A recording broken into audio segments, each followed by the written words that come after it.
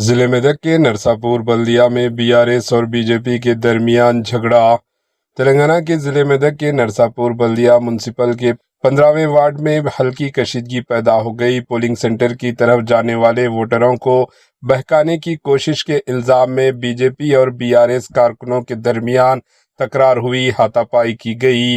बादशाह बीजेपी और बीआरएस कारकुनों के दरमियान झड़प के बायस कुछ देर के लिए कशीदगी बढ़ गई। इत्तला मिलते ही पुलिस मौके पर पहुंच गई और दोनों ग्रुपों को मुंतशिर कर दिया।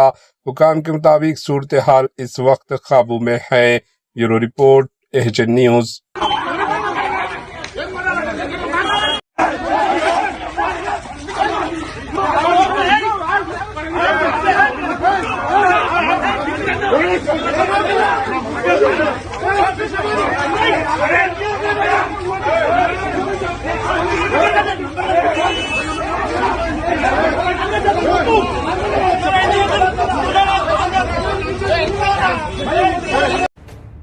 एचएन न्यूज के यूट्यूब चैनल को सब्सक्राइब करें और बेल आइकन को दबाना ना भूलें ताकि आपको हर नई आने वाली वीडियो का नोटिफिकेशन बर वक्त मिल सके।